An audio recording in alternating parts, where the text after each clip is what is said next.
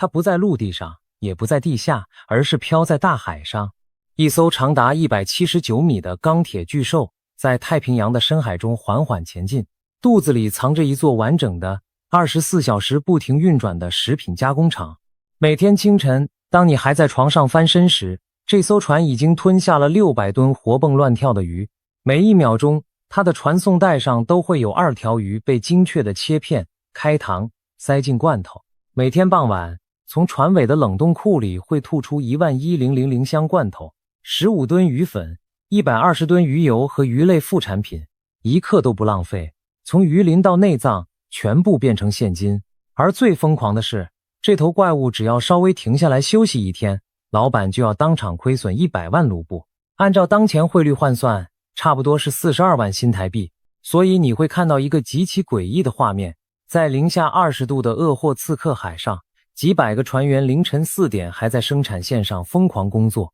旁邊的船長則在駕駛台上焦慮地盯着雷達，因為哪怕一場小小的風暴都可能讓整條生產線停擺，老闆的錢就會像漏水一樣嘩啦啦地流走。這艘船到底是什麼來頭？它從哪裡來？它是怎樣靠着吃魚把自己變成世界第一的？背後又藏着多少不為人知的故事？今天我們就來把這頭海上巨獸的所有秘密一次扒個乾淨。它的名字叫做希沃洛德·西比爾采夫號，俄羅斯人簡稱它為老西號。光是名字就帶着濃濃的蘇聯味道，因為它確實是一艘從蘇聯時代活下來的老兵。要看懂這艘船的恐怖，我們先看它的硬數字。船長179米，相當於2個足球場連在一起。船寬28米，比一條8線道大馬路還寬。最誇張的是船高45米，整整有一棟15層的住宅大樓那麼高。如果你站在它旁邊的小漁船上抬頭看，你看到的就是一面懸崖，一面會吐魚的鋼鐵懸崖，排水量達到26634噸。這個數字什麼概念呢？相當於把鐵達尼號的一半搬到加工廠裡，然後再裝滿魚。它的引擎是2台總功率6480馬力的柴油主機，最大航速 14.9 節，也就是時速 27.5 公里左右。听起來不快，但你要知道它拉的是26000多噸的鋼鐵和魚，能跑出這個速度已經非常驚人。最厲害的是它的續航力，加滿一次燃油可以在海上連續工作整整4個月不靠岸，從俄羅斯遠東一路開到南極都沒問題。那麼這個巨獸是誰造的？答案有點諷刺，它不是俄羅斯造的，而是1989年由芬蘭的老馬雷波拉造船廠交付的。當時蘇聯快要解體，但還死撐着最後一口氣，咬牙花了一大筆外匯訂購這艘超級加工船，並用一位俄國革命家的名字為它命名。你可能會問，蘇聯不是有自己的造船廠嗎？為什麼非要去找芬蘭？這背後有一個冷戰時期的小秘密。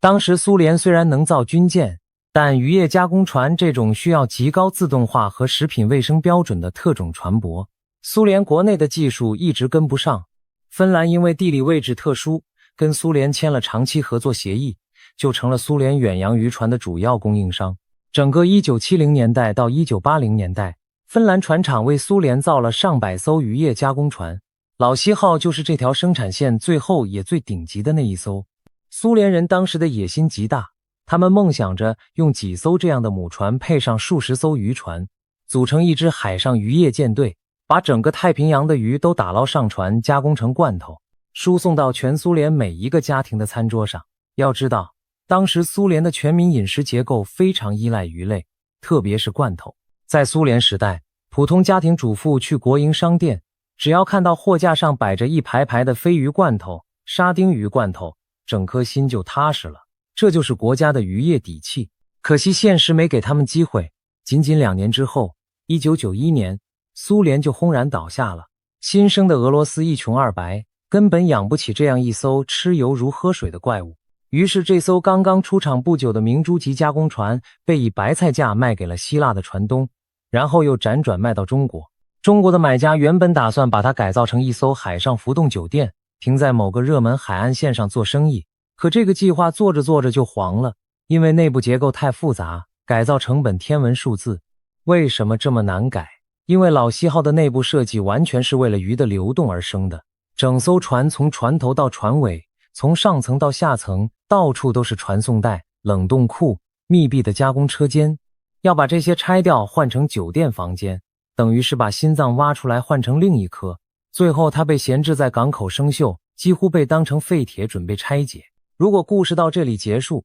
那它就只是一個失敗的蘇聯遺物。可是命運的轉折來了。2014年，一家叫做多布羅夫洛特的俄羅斯遠東漁業公司忽然出手，把這艘已經鏽跡斑斑的老船從中國接了回來。為什麼？因為俄羅斯人發現他們在遠東的漁業根本拼不過日本和韓國，缺的就是這種能在海上加工的母船。把這艘老兵接回來，等於白撿了一個冷戰級別的工業遺產。據說多布羅夫洛特的老板謝爾蓋·安東諾夫是親自飛到中國港口去看船的。當他第一次站在這艘鏽跡斑斑的巨獸面前時，他的副手勸他放棄，因為改造費用太高。但安東諾夫只說了一句話：這艘船一旦修好，將會是俄羅斯遠東漁業的脊梁。後來的歷史證明他是對的。接下來幾年，多布羅夫洛特投入巨資進行大改造。他們拆掉舊的生產線，裝上全新的自动分拣機、切片机、罐頭密封机，甚至專門增加了一条为俄羅斯人最愛的伊瓦西沙丁魚設計的處理線。船員餐廳重新裝修，連游泳池都重新貼了瓷磚。最關鍵的是，他們還為老西號裝上了一套衛星通訊和燃料監控系統。這套系統由法國的橙色公司提供。為什麼要裝這個？因為老西號最大的問題就是燃料消耗。整艘船一天要燒掉幾十噸柴油，光燃料就佔了運營成本的1半以上。有了這套智慧系統，可以根據海面風浪、潮流、目的地來實時調整航線和速度，每年能省下幾百萬盧布的油錢。可以說，這艘1989年出生的老船，在21世紀獲得了第二次生命。而它最閃耀的時刻發生在2021年4月，在那一個漁季，老西號創造了一個讓全俄羅斯漁業都跪下的記錄。他在海上待了整整230天，也就是7個半月。這230天裡，他一共加工了37000噸生魚，產出了4250萬個罐頭，3000噸魚粉，1200噸魚油。如果把這些罐頭一個一個排起來，能繞地球吃到3圈，這還不是他的巔峰。到了2020年到2021年的整個漁季統計出來，他總共處理了驚人的64600噸生魚，產出超過5600萬罐罐頭。這是俄羅斯漁業史上的歷史記錄，至今沒有任何一艘船能夠超越。多布羅夫洛特公司也因此在2020年贏得了俄羅斯國家品牌大獎，他們的罐頭被俄羅斯人民投票選為全國最好吃的罐頭。那麼一艘船每天到底是怎樣處理600噸魚的？這個數字有多離譜？打個比方，台灣全島一年的青魚捕撈量大約是5萬噸，這艘船80多天就能吃掉。它平均每分鐘要處理大約400公斤魚，也就是每秒鐘要消化7公斤左右的鮮魚。這就是為什麼工人們說，這艘船的肚子像一頭永遠吃不飽的鯨魚。我們跟着一條剛剛被打撈上來的伊瓦西沙丁魚，看看它是怎麼在這頭怪物的肚子裡走完一生的。第一站是接收口，在母船的右舷會有一根巨大的吸魚泵管，從旁邊的中型拖網船船艙裡直接把活魚連同海水一起吸上來。這些拖網船叫做塞丹卡號、斯特列特號、德米特里、舍夫琴科號、維京號、卡利諾夫卡號，他們才是真正出海打魚的漁工。每艘拖網船23個船員，吃住在船上連續好幾個月。他們把魚捕上來之後不能久放，青魚和沙丁魚這種小魚的賞味期限只有幾個小時，必須立刻送到母船加工。所以這些拖網船會在惡劣的天氣裡冒險穿浪靠攏，把幾十噸的魚貨一股腦倒進母船的肚子裡。拖網船和母船的對接過程是整個漁業作業中最危險的環節。鄂霍次克海的風浪很少安靜下來，有時候湧浪可以把20米長的拖網船像玩具一樣拋上拋下。這時候拖網船的船長必須非常老練，計算潮流、風向、湧浪週期，把船準確停靠在母船右舷大約3到5米的距離。太遠吸不到魚，太近就會被湧浪推撞上母船的鋼鐵船殼。整個對接時間越短越好，通常要在1-2個小時內把幾十噸魚轉運完，然後拖網船再急忙駛回漁場繼續捕撈。在最忙的漁季，老西號右舷的吸魚泵幾乎24小時沒停過，一條拖網船剛走，下一條已經在排隊等待了。第二站是分揀，魚從吸魚管進入船艙之後，會被衝到一個巨大的水槽裡，水槽下方連着傳送帶，傳送帶兩邊站着穿着藍色防水圍裙、戴着塑膠手套的工人，他們眼睛瞪得像鷹一樣，把混在一起的不同魚種快速分開。沙丁魚進左邊那條線，青魚進右邊那條線，鱈魚走中央主線，意外混進來的章魚或螃蟹就被丟進另外一個桶子。這個過程對工人的眼力和手速要求極高，老師傅1秒能挑出3、4條，新手手忙腳亂2個小時就會被換下去。分揀車間的溫度永遠保持在攝氏4度左右，這是讓魚保持新鮮的最佳溫度，但對工人來說卻是非常辛苦的工作環境。每個工人連續站立4個小時就要輪班一次，回到休息室喝杯熱茶，搓搓凍僵的手指，然後又繼續上崗。第3站是切頭去內臟，這是整個流水線最具觀賞性的環節。每一條主線上都有一台德國或日本進口的自動切割機，魚在傳送帶上以特定間隔通過機器，刀片以閃電般的速度落下。每1秒鐘，每一條切片線穩定地切下2條魚的頭部和尾鰭，內臟透過真空吸管被吸進另一條管道。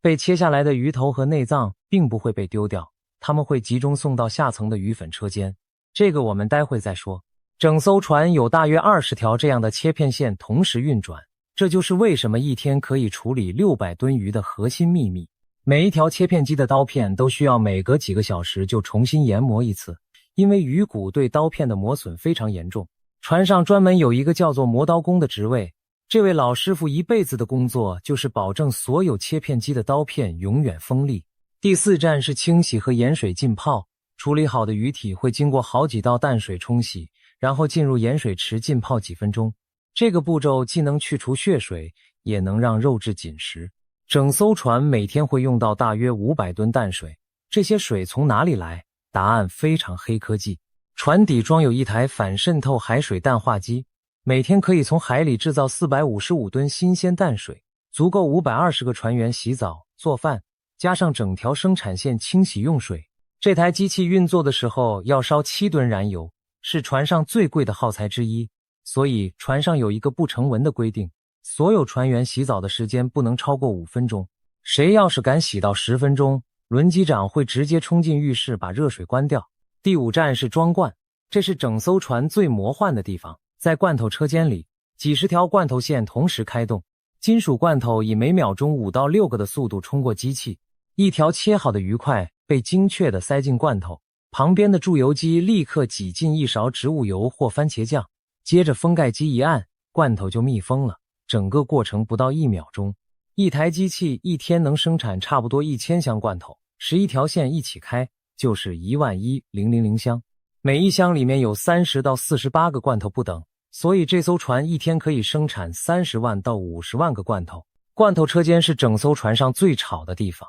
金屬與金屬碰撞的聲音幾乎讓人耳朵失聰，工人都必須戴着厚厚的耳塞才能進去工作。車間裡的溫度因為機器持續運轉，常年維持在攝氏25度以上，跟分揀車間的4度形成強烈對比。從一個車間走到另一個車間，工人就像在桑拿房和冷凍庫之間來回穿梭，這對身體是巨大的折磨。這也是為什麼老7號上的醫療室常年都排着一條長龍。腰肌勞損、關節炎、感冒發燒是船員最常見的職業病。第6站是高溫滅菌，封好的罐頭被送進巨大的高溫高壓鍋，攝氏121度蒸煮90分鐘。這個過程能殺死罐頭裡所有細菌，讓罐頭可以在常溫下保存好幾年。煮完的罐頭出來之後，再經過貼標籤、打包裝箱，最後堆進船艙裡。等到滿載之後，會有專門的冷藏運輸船，比如加爾莫尼亞號，靠攏母船把罐頭運回港口。那麼魚頭、魚骨、內臟去哪裡了呢？這就是這艘船最神奇的地方，它真的做到了1克都不浪費。整艘船下層有一個叫做魚粉車間的部門，所有不適合做罐頭的部分，包括魚頭、魚尾、內臟、骨頭、皮，甚至制作罐頭時掉下來的碎肉，全部都會經過巨大的絞肉機攪成泥，然後高溫蒸煮、脫水、烘乾，最後變成一袋一袋的魚粉。這些魚粉是世界級的高蛋白動物飼料，每噸在國際市場上能賣到1500到2000美元。這艘船每天可以生產15噸魚粉，光是賣魚粉一天就能賺好幾萬美元。蒸煮過程中分離出來的脂肪會被收集起來變成魚油，這些魚油有2種去向，一種是工業級的，用來做油漆、潤滑劑；另一種是食品級的，富含奧米加3脂肪酸，可以做成保健品。這艘船一天能產出120噸魚油和魚粉混合物。魚粉車間的工人最辛苦，因為這個車間的味道是整艘船上最重的，那種腥臭混合着高溫蒸煮的味道，能讓沒受過訓練的人當场吐出来。但魚粉車间的工資也是船上最高的，月薪能比其他崗位多 30%， 加上罐頭、魚粉、魚油、冷凍魚塊，這艘船每一天的產出按照市場價算，至少價值3000萬到5000萬盧布，差不多是1300萬到2100萬新台幣。這就是為什麼老闆敢說停一天就虧100萬盧布，因為它的固定成本包括燃油、520個船員的工資、維護費用、保險，加起來每天就要花掉差不多100萬盧布。一旦魚源中斷或者遇到風暴必須停工，這100萬就直接打了水漂。而且整艘船的運轉一旦停下，重新啟動全套生產線又要燒掉好幾個小時的人工和能源。說到這個成本問題，我們就要聊一聊在這艘船上工作是什麼體驗。船員一共有520人，幾乎都是俄羅斯遠東地區的男性和女性，從船長、輪機長、漁業生產主管到流水線上的操作工、廚師、醫生、清潔工，全部住在這艘船上。一次出海最少3個月，最長記錄是230天，也就是7個半月不靠岸。這意味着什麼？意味着你買的回家機票要等7個半月之後才能用，意味着你的孩子從會走路到會說話你都看不到，意味着你老婆的生日你只能用衛星電話祝賀。船員大部分都是已婚的中年男性，他們選擇這份工作的原因只有一個：賺錢。在這艘船上，普通工人月薪可以拿到差不多10萬盧布，加上產量獎金，跑完一趟船下來能拿到100萬盧布以上，差不多是42萬新台幣。在俄羅斯遠東的小城市，這已經是高薪。一個流水線工人連續跑2-3趟，就能在弗拉迪沃斯托克或納霍德卡買得起一間小公寓。這對普通俄羅斯家庭來說是改變命運的機會，但代價是孤獨。為了讓船員不要發瘋，這艘船上有着遠超你想象的休閒設施。它有2個游泳池，雖然不大，但在大洋上看着湛藍的海水游泳是一種非常奇妙的體驗。它有一個健身房，配備跑步機、啞鈴、划船機，每天都有人在裡面揮汗如雨。它有2張乒乓球桌，船員之間經常組織比賽，獎品是一隻伏特加。它有一個小電影院，可以坐100多人，每天晚上會放2場電影，新片舊片都有，俄語配音。它有桑拿房，這對俄羅斯人來說是必需品，工作累了進去蒸一身汗，所有疲勞都消失了。它還有一個會議大廳，平時用來開會，周末就拿來辦舞會、合唱團、生日派對。船上的食堂也是一個值得細說的地方，整艘船有3個餐廳，分別服務船員的早中晚3班。為了照顧520個來自不同地區的俄羅斯人，主廚會輪流做傳統俄羅斯菜、烏克蘭菜、白俄羅斯菜，甚至偶爾來一頓亞洲風味的炒飯炒麵。但最主要的食材當然就是船自己捕撈、自己加工的魚。船員每天都有魚湯、魚排、魚餃可以吃。幾個月下來，大部分人連魚味都聞煩了，都期待着回家吃媽媽做的紅菜湯和黑麵包。為了避免船員因為吃太多魚而抱怨，多布羅夫洛特公司會在每次出航之前採購大量的牛肉、雞肉、豬肉冷凍肉品，加上麵粉、馬鈴薯、酸黃瓜這些傳統俄式食材，塞滿船上的儲藏庫。最讓人意外的是，它有一個450平方米的醫院，裡面有手術室、住院部、牙科診所、心電圖室，差不多就是一個小型綜合醫院的規格。可惜這個醫院因為俄羅斯複雜的醫療執照問題，常常處於缺人少藥的狀態。關於這個醫院，背後有一個讓人心痛的故事。2015年4月1日，鄂霍次克海上發生了俄羅斯近30年來最嚴重的漁業事故。一艘叫做達爾尼沃斯托克號的冷藏拖網船在惡劣天氣中傾覆，船上132名船員，包括78名俄羅斯人、42名緬甸人、5名瓦努阿图人、3名拉脫維亞人、4名烏克蘭人，全部落水。當時鄂霍次克海的水溫接近冰點，落水者的存活時間以分鐘計算。老西號當時正在附近作業，是離事故現場最近的大船。他立刻停下生產線，全速趕去救人。船上的醫生、450平方米的醫院、手術室全部準備就緒。可是當救起的傷員被送上船時，船東和船長尷尬地發現他們沒有醫療執照。俄羅斯法律規定，船上的醫院必須持有政府頒發的醫療資格證才能合法救治傷員，否則醫院不能備存大部分搶救藥物。結果就是他們眼睜睜看着傷员躺在最先进的手術室裡，因为缺少幾種關鍵藥物而無法施救。最終這場海難造成56人死亡，其中至少有一部分人，按照船東的說法，本來是有機會被老西號救下的。這件事之後，老西號的船東痛定思痛，開始游說俄羅斯政府改革海上醫療執照制度。當時的俄羅斯總統甚至專門派人去現場調查，但官僚系統推進緩慢，到今天為止，這個問題還沒有完全解決。每次老西號出海之前，船長都會默默看一眼那間450平方米的醫院，然後嘆一口氣。他知道，如果再發生一次海難，他可能還是只能眼睜睜看着傷員死在自己船上了。老西號的另一場大事故發生在2020年5月2日，當時船停靠在納霍德卡港做維修保養，船員在進行熱焊作業。誰也沒想到，附近的一個壓力氣瓶突然爆炸，巨大的衝擊波撕開了船的一個壓載艙，2名船員被氣浪掀飛，其中一個是男船員，另一個是女船員。男船員傷勢過重不治身亡，女船員雖然幸存但也住院很久。爆炸還在船底炸出了一個大洞，海水灌進壓載艙，整艘船開始向一側傾斜。幸好搶險隊伍及時用鋼板焊接住了破口，把進水的艙位排乾，才阻止了這頭巨獸沉沒。修復之後，老西號又恢復了出海作業，但每一個船員都記住了那次爆炸的聲響。從此每當熱焊作業的時候，所有人都會自動繞道而行。但海上的風險遠不止這些。在鄂霍次克海，每年從10月到隔年3月都是冰封期，海面會出現大塊的浮冰，撞上去後果不堪設想。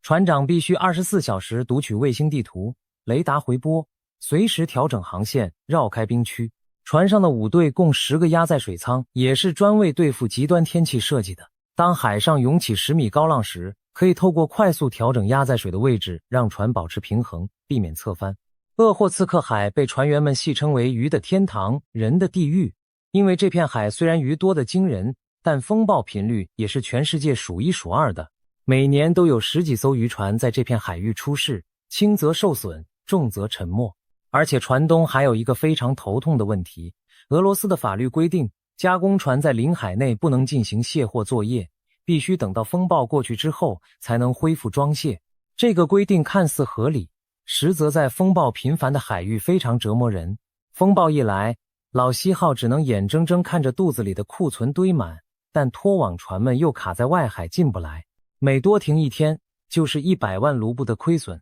加上原料儲備消耗完，整條生產線必須因為衛生規範或缺乏原料而停擺。船員們最害怕的就是這種時刻，因為他們的獎金跟產量直接掛鈎，停一天工，他們的口袋裡就要少一點錢。所以一旦海況稍有改善，每個人都會像打了雞血一樣衝回崗位，盡可能在下一場風暴來臨之前多處理一些魚。船上有一個流傳了幾十年的俄羅斯俗語，魚不等人，海不等船，這句話刻在每一個老船員的骨頭裡。不過老西號最近一次的大危機並不是來自風暴或事故，而是來自整個太平洋。俄羅斯遠東漁業有一個無比依賴的物種，叫做太平洋沙丁魚。俄羅斯人按照日語發音叫做伊瓦西。從蘇聯時代開始，伊瓦西沙丁魚罐頭就是俄羅斯家家戶戶餐桌上的必備品，至今仍然是國民級的食物。但有一個有趣的歷史現象，伊瓦西並不是一直待在俄羅斯海域的。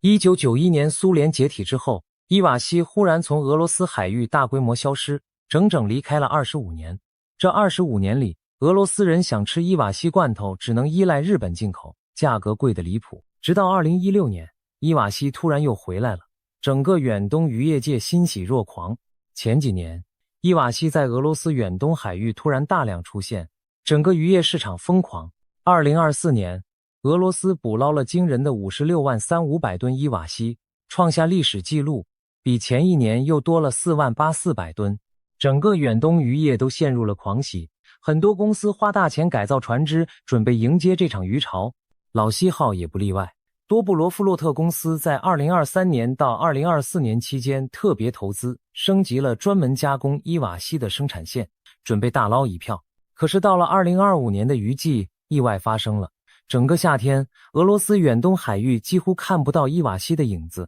漁船在海上轉了一圈又一圈，撒下去的網拉上來幾乎是空的。原本預計能捕撈幾十萬噸的伊瓦西，最後一直到2025年11月中旬，全俄羅斯只捕到了大約52000噸，連去年的1成都不到。整個俄羅斯漁業界都傻了，很多投資了升級設備的公司一下子虧得鼻青臉腫。亞特蘭特集團公司公開表示，伊瓦西沙丁魚的突然失蹤已經迫使許多公司暫停作業，營收暴跌，船隊閒置。伊瓦西為什麼消失？俄羅斯太平洋漁業科學研究院的科學家發現，2025年的關鍵覓食海域水溫上升了攝氏 1.5 到2度。伊瓦西為了找尋更涼爽的海水，整個魚群往東漂移了120到150公里，跑到了俄羅斯漁船難以到達的公海區域。也有科學家指出，這種規模的伊瓦西失蹤其實在歷史上發生過。1980年代曾經出現過類似的一年消失再一年回歸的怪現象。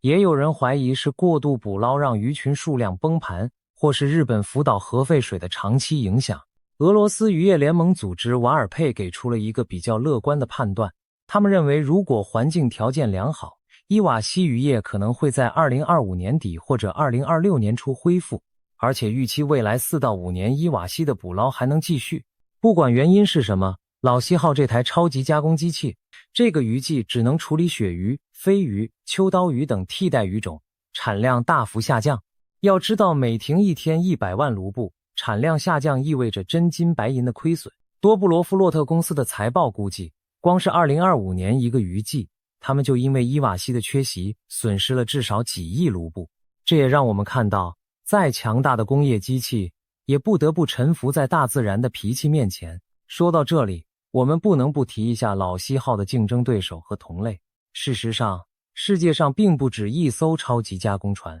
最有名的對手叫做弗拉迪沃斯托克2000號。這艘船從噸位來說比老西號還要大，全長228米，總噸位高達49367噸，比老西號將近大了1倍。但這艘船有一個不光彩的歷史。它原本是一艘挪威建造的郵輪，2008年在中國船廠被改造成加工船，掛過伯利茲、摩爾多瓦等好幾個小國的旗。早期它的所有人是秘魯的太平洋安第斯公司，後來轉手給了中國的中漁集團。2014年，它被南太平洋區域漁業管理組織列入非法、未報告、未管制漁業的黑名單。秘魯政府也對它開出了好幾百萬美元的天價罰單。直到2019年，這艘船才被俄羅斯接手，掛上了俄羅斯國旗。它的處理能力理論上比老西號還強。據《紐約時報》2012年的一篇報道，這艘船一年可以加工547000噸魚，但因為它的歷史污點太重，沒辦法獲得國際認證，許多市場不敢買它的產品，所以它雖然噸位最大，但實際運營效率遠不如老西號。另一個對手叫做安內利斯伊蓮娜號，原名叫做大西洋黎明號，是世界上最大的冷凍拖网船，船身長144米，總噸位約14000噸。這艘船的特色是不靠母船加工，自己邊捕邊加工邊冷凍。它一天能處理350噸魚，可以裝載7000噸冷凍魚和3000噸燃料。但它在2015年因為在愛爾蘭海域非法捕撈，被罰款105000歐元，從此名聲一落千丈。跟這兩個對手相比，老西號雖然不是最大，也不是最新，但它有着最完整的合法手續、最穩定的供應鏈、最高的市場聲譽。所以多布羅夫洛特公司一直把老西號當成自己的旗艦級資產，每年砸大錢維護它。說到這裡，可能有人會問，這樣一艘船究竟是不是好東西？支持的人會說，它是現代漁業的奇蹟。它把過去需要10條船來做的事情，現在用1條船就能完成。效率提升了10倍。他養活了520個家庭，每年生產的罐頭餵飽了數千萬俄羅斯人。他的魚粉出口到全世界，是飼養豬、雞、養殖魚的重要蛋白源。沒有這樣的船，人類餐桌上的魚會貴上好幾倍。多布羅夫洛特公司本身在俄羅斯擁有24艘船，是全俄第一大罐頭製造商，每年生產1.7000萬個罐頭，出口14500噸魚產品。這個產業鏈支撐着整個俄羅斯遠東的就業。但反對的人會說，這種超大型工廠船是海洋的吸塵器，它把整片海域的魚一網打盡，造成了海洋生態系的崩潰。國際海洋保護組織已經多次點名俄羅斯的這類加工船，認為它們是造成北太平洋魚類資源急速衰退的元兇之一。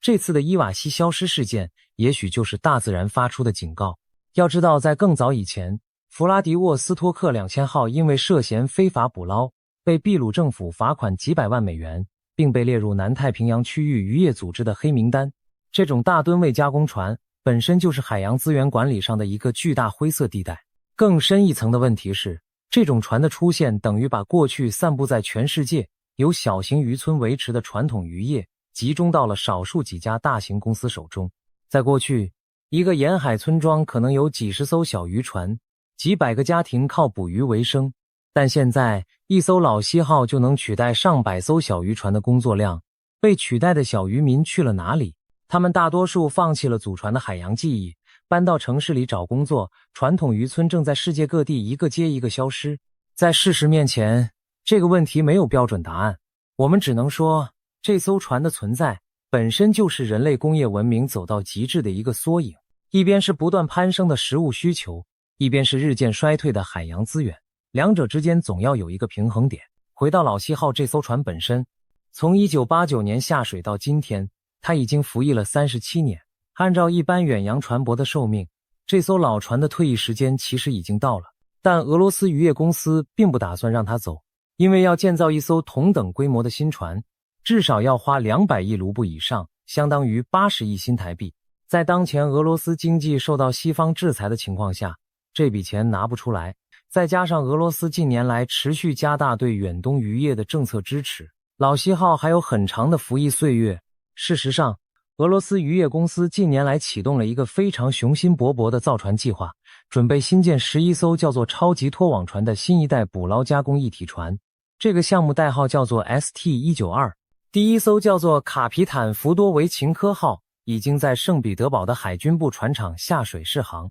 這些超級拖網船每艘設計年捕撈量超過6萬噸，比現有遠東漁船平均生產力高出 2.5 倍。但這些新船並不能取代老西號，因為老西號是純加工母船，而超級拖网船是邊捕邊加工，兩者其實是互補的關係。所以未来的俄羅斯遠東漁業極有可能就是老西號繼續扮演海上罐頭工廠的角色，而新一代超級拖網船負責提高捕撈效率。於是這艘1989年的老兵還在繼續工作，每年他從納霍德卡港出發，一路向北開進鄂霍次克海，跟拖网船們合作，把幾萬噸的魚吞進肚子，再變成罐頭、魚粉、魚油運回港口。每一次他從港口出發，都會有銅管樂隊在岸邊吹奏，每一次他載滿榮耀歸來，又會有銅管樂隊在岸邊迎接。船員們抱着好不容易賺到的錢回家，跟妻子兒女度過短短1-2個月的團聚時光，然後又要踏上新的230天征程。這就是老西號的故事，一艘從蘇聯廢墟裡爬出來的鋼鐵巨獸，一個漂在大洋上的小型城市，一條每秒鐘把2條魚送進罐頭的工業流水線，一個每天能讓老闆賺幾百萬，同時也能讓老闆虧100萬的賭桌。它是工程奇蹟，也是生態警示，它是船員的飯碗，也是船員的牢籠。當我們打開超市裡那一罐標着俄羅斯產的沙丁魚罐頭時，我們吃下去的不只是魚肉，我們吃下去的還有179米長的鋼鐵，6480馬力的柴油引擎，520個船員整整7個月的離別，一場血色海難的遺憾，一場壓力氣瓶的爆炸，一群消失的伊瓦西，以及那位在駕駛台上焦慮的船長盯着雷達時的眼神。我們還會看到老西號工作多久？沒人知道，也許是5年，也許是10年。他會在哪一場風暴中傾覆？沒人敢預測。但可以確定的是，只要太平洋還有魚游動，只要餐桌上還需要罐頭，只要俄羅斯的工業還想在遠東保持存在感，這艘巨獸就會繼續在大洋深處轟鳴前行。每秒2條魚，每天600噸，每天100萬盧布的成本，37年的服役歲月和一片越來越安靜的太平洋，這就是世界上最大海上魚工廠的全部秘密。